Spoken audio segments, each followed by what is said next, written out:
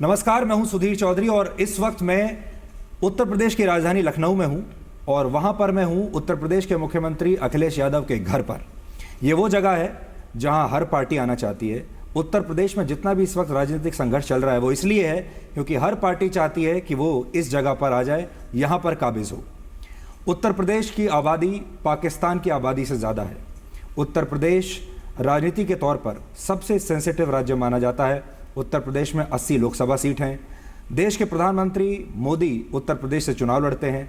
अगले राष्ट्रपति इलेक्शन जब होंगे उसमें भी उत्तर प्रदेश की इन चुनावों की भूमिका बहुत अहम होने वाली है और इस देश में सबसे ज़्यादा प्रधानमंत्री भी इसी राज्य ने दिए हैं। इसलिए ये राज्य, ये चुनाव बहुत महत्वपूर्ण है और इस राज्य के इस वक्त जो मुख्यमंत्री हैं वो भी बहुत महत्वपूर्ण है। अखिलेश यादव इस वक्त मेरे सामने बैठे हुए हैं। आज उनसे हम बात करेंगे। मैं व्यक्तिगत रूप से अखिलेश यादव को पसंद करता हूं, हमारी दोस्ती भी है, लेकिन आज के इस इंटरव्यू में वो दोस्ती बीच में आपको कहीं भी आड़े नहीं आएगी। अखिलेश जी, आपका बहुत बहुत स्वागत है। बहुत धन्यवाद आपका। और मुझे लगता है कि आपका सबसे दिलचस्प इंटरव्यू ये रहने वाला है। तो मैं शुरू यहाँ से करता हूँ क्योंकि हम जिसका भी इंटरव्यू कर रहे हैं आजकल, हर पार्टी, हर नेता यही दावा करती है कि सरकार हमारी आ रही है। तो मैं यहाँ से शुरू नहीं करूँगा, आप भी मुझे पता है यही कहेंगे कि सरकार आपकी बनेगी। मैं यहाँ से शुरू करना चाहता हूँ कि अगर आपको इतना भरोसा है कि काम बोलता है और आपको इतना विश्वास है कि आपकी सरकार ही बनेगी और आप अच्छा कर रहे हैं, तो फिर गठबंधन की क्या ज़रूरत थी? गठबंधन जो आपने किया कांग्रेस के साथ, उससे आपकी नर्वसनेस झलकती है, उससे ये झलकता है कि आपके हाथ पांव फूले हुए हैं। मैं ये कहूँगा कि गठबंधन इसलिए किया कि कोई बात बिल्कुल पक्की हो जाए, कोई बात पे एकदम स्टैंप लग जाए और लोगों के अंदर जो कुछ कन्फ्यूज़न था, कन्फ्यूज़न ख़त्म हो जाए। लोगों के अंदर अगर दुविधा है कि अकेले या उत्तर प्रदेश में बहुमत की सरकार नहीं बन सकती, वो दुविधा ख़त्म हो जाए। इसलिए मैंने कांग्रेस के साथ समझौता किया, गठबंधन किया और मैं ये कह सकता हूँ कि कांग्रेस और समाजवादी पार्टी मिलकर के आने वाले समय में सबसे ज़्यादा सीटें जीतेगी। मैंने तो यहाँ तक कहा कि अकेले चुनाव में लड़ा होता तो 250 सीट जीतता। कांग्रेस के साथ आने से 300 के आसपास समाजवादी पार्टी और कांग्रेस की सीटें रहने वाली हैं। तो 300 सीटों का लालच आप क्यों कर रहे हो? 250 बहुत थी आपके लिए। ये इसीलिए मैं आपसे ये सवाल पूछ रहा हूँ। इसका मतलब आपको अपने ऊपर और अपनी पार्टी पर इतना यकीन नहीं था, भरोसा नहीं था कि आप अकेले चुनाव जीत सकते हैं। मैंने ये कहा कि कोई बात एकदम पक्की हो जाए। अब प्रदेश में कन्फ्यूज़न किसी को नहीं है और मैं समझता हूँ जिस तरह के उत्तर प्रदेश में पहले चरण में मतदान हुआ है, उसके बाद ये साफ हो गई है बात कि साइकिल और कांग्रेस सबसे आगे चल रही है। तो ये कन्फ्यूज़न ख़त्म करने के लिए, लोगों के अंदर दुविधा न रहे, इसलिए ये समझौता किया है और मैं समझता हूँ गठबंधन प्रदेश और देश को एक संदेश देने जा रहा है। कांग्रेस पार्टी आज की हालत में एक छोटी पार्टी है आपके मुकाबले। सिर्फ 44 सीटें वो जीत पाए थे लोकसभा में। यहाँ पर सिर्फ 7.5% वोट शेयर है उनका। ऐसी पार्टी को आपने 105 सीटें दे दी। ये भी तो अपने आप में ये दिखाता है कि आप या तो कंफ्यूज्ड हैं या आप श्योर नहीं हैं अपनी विक्ट्री को लेकर। नहीं तो आप अच्छी बार्गेनिंग करके कांग्रेस को नीचे ला सकते थे। 105, 1/4 सीटें आपने दे दी उनको। राजनीति में आंकड़े का खेल बड़ा है, लेकिन अगर मजबूत दोस्ती करनी है तो उसके लिए दिल बड़ा चाहिए होगा। बार्गेन में कर सकता था, सीटें ऊपर नीचे भी हो सकती थीं, लेकिन कम से कम मैंने ये कोशिश की है कि ये दोस्ती मजबूत हो और बड़े दिल से अगर दोस्ती की जाती है तो शायद लंबे समय तक चलती है। सोचो किसी कंजूस से दोस्ती हो जाती तो शायद दोस्ती ज़्यादा लंबी नहीं चलती। तो आप दोनों में से ज़्यादा कंजूस कौन है, राहुल गांधी या आप? मैं कंजूस नहीं कहूँगा, मैं ये कहूँगा कि उन्हें भी ज़्यादा मिल गया, मैंने भी ज़्यादा दे दिया, कम से कम ये दोस्ती मजबूत होगी। पर आपको ऐसा लगता है कि आपकी और राहुल गांधी की पक्की दोस्ती हो सकती है? क्योंकि आप दोनों के बीच में कुछ भी कॉमन नहीं है, सिर्फ एक चीज़ को छोड़ के कि आप भी एक राजनीतिक परिवार से आते हैं और वो भी एक राजनीतिक परिवार से आते हैं। लोगों ने कहा कि ये कुनवे का गठबंधन है। बिल्कुल। मैंने ये कहा कि 2 युवाओं का गठबंधन है, 2 नई सोच एक साथ आकर के प्रदेश और देश को आगे ले जाने वाला गठबंधन है। कम से कम राहुल की इच्छा है कि प्रदेश और देश बदले और मैं समझता हूँ वही मैं भी इस कोशिश में हूँ कि प्रदेश जिस खुशहाली के रास्ते पे चला है उसी रफ्तार से और तेज़ा चलता रहे। पर राहुल गांधी का वो नारा तो आपको याद होगा जब उन्होंने कहा था कि 27 साल उत्तर प्रदेश बेहाल, और आपके बारे में न जाने उन्होंने कितनी बार और भी कितनी चीज़ें कही हैं अखिलेश यादव के बारे में। मैं आज पूरा रिसर्च लेकर आया हूँ, अगर आप चाहें तो आप पढ़ सकते हैं। तो आपको क्या लगता है कि राहुल गांधी के अचानक से राय आपके बारे में कैसे बदल गई? देखिए, नारा ज़रूर उनका रहा है। मैं ये कह सकता हूँ कि नारा बदला भी तो जा सकता है कि 27 साल खुशहाल के, आने वाले समय में हम 27 साल खुशहाली के दे सकते हैं। और जिस दिन से दोस्ती हुई होगी, मैं तो उस दिन से दिन गिनूंगा। पीछे क्या कहा गया है, क्या विचार रहे हैं, मैं उस पर ज़्यादा नहीं जाना चाहूँगा। और अगर दोस्ती लंबी चलानी है तो जिस दिन से दोस्ती हुई है उस दिन से ही एक दूसरे का व्यवहार, एक दूसरे की बातचीत का आकलन करना पड़ेगा। देखिए, मैं कुछ लेकर आया हूँ, क्या कहा उन्होंने। मैं इससे कोई इससे, क्योंकि जब मेरी पार्टी में नहीं थे, गठबंधन नहीं था, और उस समय उन्होंने ज़रूर कहा होगा, और कहा मेरे लिए है कि I feel sad that young Akhilesh failed. I didn't fail. मैं समझता हूँ अब हम पास हो जाएंगे। राहुल और आपकी जो दोस्ती है, इसमें अपर हैंड किसका है? यहाँ आपकी पार्टी बड़ी है, लेकिन राहुल गांधी और गांधी परिवार ये सोचता है कि वो आज भी एक बहुत बड़ी राष्ट्रीय पार्टी चलाते हैं, चाहे सीटें भले ही उनकी 44 हों, चाहे भले ही यहाँ 7.5% उनका वोट शेयर हो। जब आपकी और राहुल गांधी की प्रेस कॉन्फ्रेंस थी, उस दिन ऐसा लग रहा था जब आप दोनों बैठे हुए थे कि राहुल गांधी आपके एक बड़े भाई की भूमिका निभा रहे हैं। वो अभी भी, उनका पूरा बॉडी लैंग्वेज ऐसा था कि वो एक राष्ट्रीय नेता हैं, वो एक बड़े नेता हैं और आप एक छोटे नेता हैं। आप मानते हैं इस बात को? बड़ा और छोटा नेता नहीं होता राजनीति में, कोई सीनियर और जूनियर राजनीति में नहीं होता है। और कब सीनियर जूनियर हो जाए, जूनियर सीनियर हो जाए, ये राजनीति का पता ही नहीं। और मैं ये कह सकता हूँ कि पहली प्रेस कॉन्फ्रेंस में या आने वाले समय में जब भी आप प्रेस कॉन्फ्रेंस में देखेंगे, कहीं ऐसा नहीं लगेगा कि एक दूसरे के प्रति कोई मन में या व्यवहार से कहीं बात ऐसी हो। दोनों बराबर की बात है। नेशनल पार्टी उनकी है, वो हमें स्वीकार करना पड़ेगा। आज़ादी के बाद से अभी तक वो कई बार सत्ता में रहे, ये भी स्वीकार करना पड़ेगा। तो ये अलग बात है। लेकिन समाजवादियों ने हमेशा ये माना और कहा कि जब कांग्रेस सबसे ज़्यादा कमज़ोर होगी तो समाजवादियों की सबसे करीबी दोस्त होगी। तो आज शायद समाजवादी और कांग्रेस का बहुत ही करीबी दोस्ती चल रही। तो आप इस दिन का इंतजार कर रहे थे कि एक दिन कांग्रेस इस हालत में आ जाए, इतनी कमज़ोर हो जाए, फिर आप उसको गोद लेंगे। कभी कभी परिस्थितियां और समय तय कराती हैं कि गठबंधन और राजनीति किस रूप में किसके साथ गठबंधन हो। तो शायद इस समय कांग्रेस भी चाहती है और हमने भी चाहा, समाजवादियों ने, कि गठबंधन हो, तो इसलिए गठबंधन हो गया। और कम से कम उत्तर प्रदेश में दोनों मिलकर के इन सांप्रदायिक ताकतों को और जो पत्थर वाली सरकार कभी बन जाती है उत्तर प्रदेश, उन दोनों को रोकने का काम करेंगे। आजकल एक मजाक चल रहा है आपके गठबंधन पर, और लोग कह रहे हैं कि जोड़ियां या तो ऊपर से बनकर आती हैं या मोदी के डर से बनती हैं। तो आपकी जो जोड़ी है, ये मोदी के डर से बनी है? अभी भाषण में सुन रहा हूँ बीजेपी के नेताओं के, उनको ज़्यादा डर लग रहा है। उन्हें हर काम किया और समाजवादी का उसकी जांच कर रहे हैं। तो मैं समझता हूँ अगर ब्लड प्रेशर किसी का बढ़ा है तो वो घबराए हैं। हमारा तो ब्लड प्रेशर अभी भी नियंत्रण में है। अभी तो भारतीय जनता पार्टी को एक चरण का चुनाव खत्म हुआ, तब ये हालत है। अभी तो जनता ने वोट नहीं किया है, अभी तो और बड़े पैमाने पे वोट करने जा रही जनता। तो हमें डर नहीं है किसी से, और ना समाजवादी लोगों को इस तरह सोचते हैं हम। ये जोड़ी दो युवाओं की है, दो नई सोच के लोगों की है, दो नई दिशा में प्रदेश और देश को ले जाने वालों की जोड़ी है। ये डर वाली जोड़ी नहीं है कम से कम। बीजेपी तो यही कह रही है कि जो दो लड़के हैं यूपी के, दोनों ओवर एज हैं। ये अपने आप को युवा कह रहे हैं पर दोनों ओवर एज है, एक 43 साल का, एक 46 साल का। मैं तो कई ऐसे लोगों से मिला हूँ जो 80 साल के, 75 साल के अभी भी युवा अपने आप कहते हैं। खैर, जो भी उम्र हो, लेकिन कम से कम जो लोग कह रहे हैं उनसे तो कम उम्र के हैं हम। पर अभी भी आपको ऐसा नहीं लगता कि 105 सीट आपने ज़्यादा दे दी और आपने 105 सीट देकर बहुत सारी सीट अपनी वेस्ट कर दी हैं?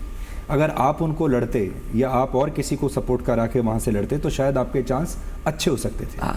अब मैं उस पर नहीं सोचता हूँ कि फ़ायदा नुकसान क्या हुआ है, क्या मुनाफा होगा, कितना नुकसान होगा। अब गठबंधन हो गया है, हम जिम्मेदारी से और ईमानदारी से जो हमारे प्रत्याशी मैदान में हैं, दोनों पार्टियों के कार्यकर्ता मिलकर के उनको जिताएंगे। अमेठी और रायबरेली को लेकर आप दोनों के बीच में सहमति नहीं बन पा रही थी, क्योंकि कांग्रेस समझती है कि अमेठी और रायबरेली आज भी उन्हीं का वहाँ पर शासन चलता है और वो किसी को देने को तैयार नहीं है, चाहे भले ही वो सीट हार जाए। आप इतना कॉम्प्रोमाइज़ करने के लिए तैयार हैं उनके लिए? मैंने कई सीटें उनको दी हैं और पहले दिन से उनकी इच्छा थी कि उन इलाकों में उनको सीटें ज़्यादा मिलें, तो मैंने कोशिश करके कि जितना मैं दे सकता था मैंने दी हैं। उसके बावजूद भी हम समाजवादी लोग भी वहाँ चुनाव लड़ रहे हैं। जैसे आपके मंत्री हैं प्रजापति जी, वो भी वहाँ से चुनाव लड़ रहे हैं। हाँ, प्रजापति अमेठी से चुनाव लड़ रहे हैं। राकेश जो दूसरे हैं विधायक हैं, सिटिंग एमएलए हैं, वो भी चुनाव लड़ रहे हैं। इससे रायबरेली से भी हमारे चुनाव लड़ रहे हैं। देवेंद्र प्रताप सिंह चुनाव लड़ रहे हैं, मनोज पांडे चुनाव लड़ रहे हैं। हालांकि हमने अपने सिटिंग एमएलए को, जो बहुत ही दुखी भी हुए, निराश भी हुए हमसे, और बाद में शायद नाराज़गी भी मुझ पर जताएंगे, हमने तब भी सीटें दी हैं। मैं समझता हूँ कभी कभी गठबंधन में और जब इतने बड़े फैसले लिए जाते हैं तो किसी न किसी को थोड़ा बहुत तो नुकसान सहना पड़ता है। इससे ये तो जाहिर होता है कि आपको अभी भी इस बात का यकीन नहीं है, भरोसा नहीं है कि कांग्रेस पार्टी रायबरेली में या अमेठी में पक्के तौर पर उन सीटों को जीत सकती है, इसीलिए आप अपना कैंडिडेट वहाँ पर डाल रहे हैं। मैं ये कहता हूँ मैंने कोई डाला नहीं। हम बाद में जो बातचीत हुई, समझौता हुआ है, कुछ कैंडिडेट्स हमने हटा दिए, कुछ कैंडिडेट्स उन्होंने हटा दिए। जब तक चुनाव आएगा बहुत तस्वीर साफ हो जाएगी। अभी तक आपका राहुल गांधी के साथ अनुभव कैसा रहा? मैं तस्वीरें देख रहा था, वीडियो देख रहा था, जिस बार आप जा रहे थे ऊपर बैठकर रथ में, वो ऊपर बिजली के तारों का जंजाल था। अब आपको तो आदत है उस तरह के माहौल में चुनाव प्रचार करने की, लेकिन राहुल गांधी को शायद मेरे ख्याल से उनके जीवन का अनोखा और शायद पहला अनुभव रहा होगा। तो दोनों में, आप दोनों में वो अंतर उस दिन भी उन तस्वीरों में भी दिख रहा था कि आप अपने लोकल प्लेग्राउंड में हैं, आप बिल्कुल कंफर्टेबल हैं, लेकिन he is feeling like an outsider. स्वाभाविक है कि तार आएंगे, पेड़ आएंगे तो झुकना पड़ेगा आपको, क्योंकि आपको डालियों से बचना है, तारों से बचना है। लेकिन कम से कम हम लोग कहीं भी उलझे नहीं, फंसे नहीं। और ये कई बार होता है जब आप कार्यक्रम करते हैं तो आपकी जो तैयारी है, वर्कर्स जो रूट तय कर देते हैं उसके अनुसार आपको जाना पड़ता है। लेकिन अच्छा है उन इलाकों को भी देखना जहाँ पर ऐसी चीज़ें हैं। तो ये तो राजनीतिक लोगों के लिए अनुभव की बात है। ये तो अच्छा अनुभव हुआ, अगर हुआ है तो हम दोनों को हुआ अनुभव अगर है तो। राहुल गांधी और क्या क्या सीख सकते हैं आपसे इस बार इन चुनावों में? मैं तो खैर क्यों किसी को सिखाऊंगा, लेकिन राजनीति में जैसे जैसे आदमी आगे बढ़ता है, जैसे जैसे परिस्थितियाँ सामने आती हैं, जैसे जैसे घटनाएं घटती हैं, मैं समझता हूँ उनसे बहुत कुछ अनुभव मिलता है। मान लीजिए इस बार आप जीत गए और आपका अनुभव बहुत अच्छा रहा, तो 2019 में क्या आप एक साथ फिर से लोकसभा चुनाव भी लड़ेंगे? अभी 2019 के लिए कोई बड़ा विचार नहीं किया है, लेकिन मैं ये कह सकता हूँ कि इस 2017 का चुनाव जीतने के बाद राजनीतिक परिस्थितियाँ बदलेंगी। 2019 में किस रूप में होंगी चीज़ें अभी कह पाना मुश्किल है। आप युवा हैं और अगर आपने दूसरी बार उत्तर प्रदेश जीत लिया तो 2019 तक ऐसा लोगों का कहना है कि आप एक राष्ट्रीय नेता के तौर पर, एक युवा राष्ट्रीय नेता के तौर पर सामने आएंगे। और बहुत सारे लोग ऐसा भी मानते हैं कि 2019 के लिए ये चुनाव बहुत महत्वपूर्ण है और हो सकता है कि आपका नाम भी प्रधानमंत्री के पद के लिए आ जाए उस वक्त, क्योंकि age is on your side. देखिए, आपकी ऐसी कुछ एम्बिशंस हैं? देखिए, मैं सपना देखता हूँ, लेकिन इतना बड़ा सपना नहीं देखता हूँ मैं। मेरा सपना केवल उत्तर प्रदेश तक है। मुझे जनता मौका देगी तो मैं काम करूँगा। यही एक्सप्रेसवे जो मैं लखनऊ तक ले आया हूँ, ये मैं गाजीपुर और बलिया तक पहुँचाना चाहता हूँ। ये मेट्रो का काम पूरा हो जाए, एक्सप्रेसवे के किनारे मंडियाँ और स्किल डेवलपमेंट के बड़े बड़े सेंटर, जिससे नौजवानों को ट्रेनिंग और रोज़गार देने के लिए व्यवस्था बना सकूँ। अभी शहरों में 24 घंटे बिजली दी है, गांव में भी 24 घंटे बिजली उपलब्ध करा दूं। यही मेरा बड़ा सपना है। अभी प्रधानमंत्री तक नहीं सोचना है, क्योंकि जो लखनऊ में रहता है वो ज़्यादा दिनों तक रह सकता है, जो दिल्ली चला जाएगा बहुत कम समय तक रह पाएगा। इसलिए दिल्ली से दूर रहेगा वो ज़्यादा राज करेगा।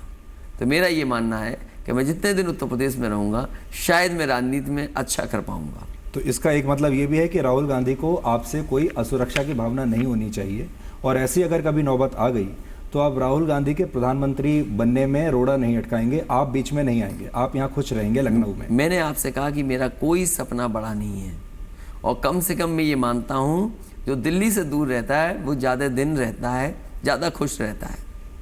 तो इसलिए अभी दिल्ली जाने की मेरी कोई जल्दी नहीं है। लेकिन राहुल गांधी का कांग्रेस का सपना तो है प्रधानमंत्री अपना कांग्रेस बनाने का सपना है, तो कांग्रेस को अपना सपना पूरा करने के लिए बड़े फैसले लेने पड़ेंगे, बड़ी कोशिश उन्हें करनी पड़ेगी, क्योंकि प्रधानमंत्री तक पहुंचना एक बड़ी चीज़ है, बड़ा सपना है।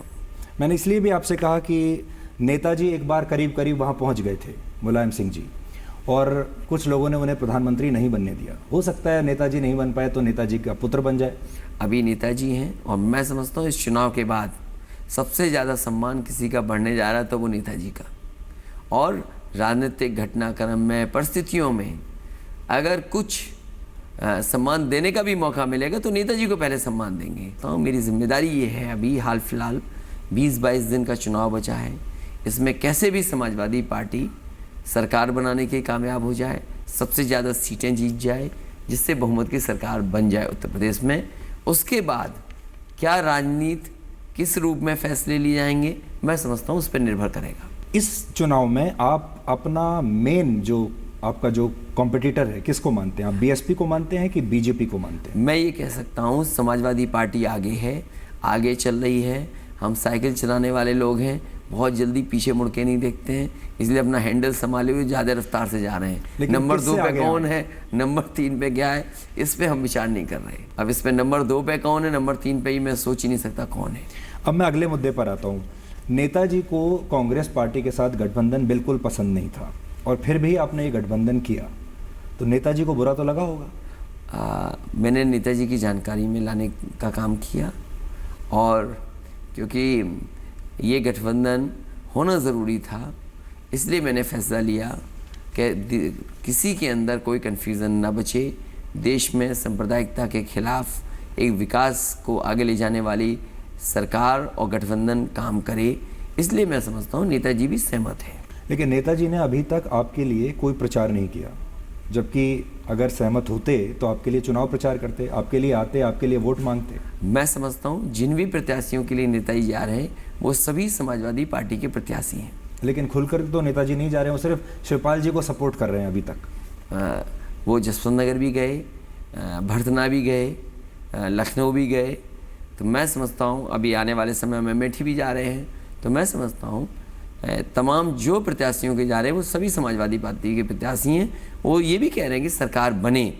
तो मैं समझता हूँ ये उनका इतना ही कहना पूरी समाजवादी पार्टी के लिए आशीर्वाद है। अखिलेश जी, लेकिन ये कैसा गठबंधन है जिसमें नेताजी पूरी तरीके से एक्टिव नहीं हैं, उधर से सोनिया गांधी आपके लिए चुनाव प्रचार नहीं कर रही हैं, प्रियंका गांधी भी आपके लिए चुनाव प्रचार नहीं कर रही हैं, तो ऐसा लगता है कि बस उन सब ने बस आप दोनों के ऊपर छोड़ दिया है। देखो कितना भरोसा है उन लोगों को, इन सब सीनियर लीडर्स को कितना भरोसा है कि युवा नेता दोनों मिल करके उत्तर प्रदेश की राजनीति को बदल देंगे। मैं तो भरोसे की बात कहता हूँ कि कितना कम से कम उनके अंदर कॉन्फिडेंस तो है कि समाजवादी और कांग्रेस मिलकर के उनकी जितनी भी लीडरशिप है उनके अलावा वो सब एक साथ काम कर रही है और भविष्य में परिणाम बहुत अच्छे देंगे। नेताजी की नाराज़गी को लेकर आपने अभी तक क्या किया है? क्योंकि अगर आपके पिता आपसे नाराज़ हैं और उनको नाराज़ करके अगर आपने सत्ता ले भी ली तो फिर उस सत्ता का क्या फ़ायदा?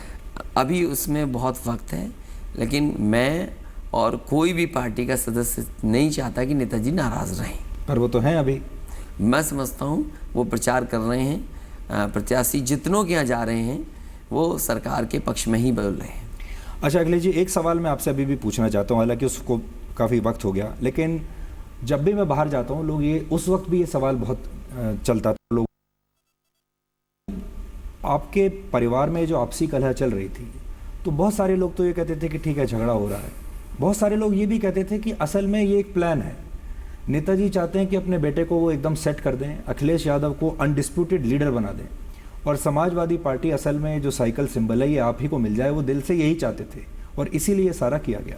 आज मैं आपसे खुलकर पूछ रहा हूँ ताकि उत्तर प्रदेश के लोग और देश के लोग आपके मुंह से जान लें, क्या ये एक सोची समझी रणनीति थी या ये सचमुच में ऐसा हुआ था? जो मुझ पे गुजरा वो सच तो अभी नहीं जान पाएगा कोई, और जहाँ तक ये लोग कहते हैं कि ये फैमिली ड्रामा था या जानबूझ के किया गया, मैं समझता हूँ ये सब गलत बात है। जो राजनीतिक घटनाक्रम हुआ, जो परिस्थितियाँ बनी और उस समय के हिसाब से जो फैसला ले सकते थे मैंने फैसला लिया।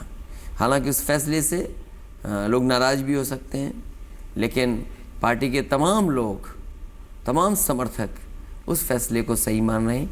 लेकिन परिणाम आने के बाद जो फैसला होगा वो मैं समझता हूँ पार्टी के हित में बड़ा फैसला होगा। हम लोग तो उस देश से हैं, उस संस्कार हमारे अंदर हैं जो श्रवण कुमार के जो संस्कार थे, और किसी भी पुत्र के लिए अपने पिता के खिलाफ जाना, चाहे पार्टी के भलाई के लिए हो, आसान नहीं होता। अब मेरा सवाल आपसे एक नेता के तौर पर नहीं, एक पुत्र के तौर पर है। एक पुत्र के तौर पर आपके लिए कितना मुश्किल था यहीं इसी घर में, इसी परिवार में रहते हुए अपने पिता की बात ना मानना और उनके खिलाफ जाना? नेताजी और पार्टी के लोग ये चाहते थे कि पार्टी आगे बढ़े, और शायद उस समय जो परिस्थितियां थीं वो फैसला ही ठीक कर सकता था। इसलिए चाहे वो नाराज़गी में मुझसे समझ लें या मेरा ये समझ लें परिस्थितियों के हिसाब से मैंने फैसला लिया हो, लेकिन पार्टी हित में मैंने फैसला लिया। जहाँ तक नेताजी का सवाल है, मैं ये कहता हूँ नेताजी की ही पार्टी है, नेताजी का ही सम्मान सबसे ज़्यादा होगा। सरकार बनेगी तो सबसे ज़्यादा खुश भी अगर कोई होगा तो नेताजी होंगे। इसलिए कोई सवाल न हम पे खड़ा कर सकता है न ही नेताजी पे, मैं समझता हूँ। लेकिन वो टाइम कैसा था? मुझे अभी भी याद है 31 दिसंबर की रात और 1 जनवरी साल शुरू हुआ, और साल के शुरू होते ही ये खबर आई कि आप दोनों के बीच में झगड़ा और तेज़ हो गया, आपने अपना अलग क्लेम कर दिया। ये वो टाइम होता है जब लोग अपना परिवार का समय एक साथ सेलिब्रेट कर रहे होते हैं, खुशियाँ मना रहे होते हैं। वो जो रात रही होगी आपकी, नए साल की जो रात थी, कैसी थी? उसके बारे में चर्चा करना ठीक नहीं है, वो समय भी नहीं है कि उस पर चर्चा की जाए। शायद ये चुनाव खत्म हो जाए उसके बाद चर्चा हो तो ज़्यादा बेहतर होगा, क्योंकि तमाम चीज़ें, तमाम लड़ाइयाँ छोड़ करके हम केवल जनता से ही चाहते हैं कि हमें मौका दें, हमें मौका मिले जिससे उत्तर प्रदेश को और खुशहाली के रास्ते पे ले जा सकें। ठीक है अखिलेश जी, बहुत बहुत शुक्रिया हमसे बात करने के लिए। हमारी शुभकामनाएं, और हम चाहते हैं कि अगली बार जब मुलाकात हो आपसे तो इसी जगह मुलाकात हो। बिल्कुल, धन्यवाद। और मैं कहता हूँ अपने पूरे भरोसे के साथ कि अगली बार भी यही मुलाकात होगी। पता नहीं क्यों मेरा दिल कहता है कि हमें दोबारा ही मिलना है। बहुत बहुत स्वागत है आपका, और मैं यहीं आऊँगा फिर आपसे मिलने के लिए। नहीं, बहुत धन्यवाद। Thank you so much.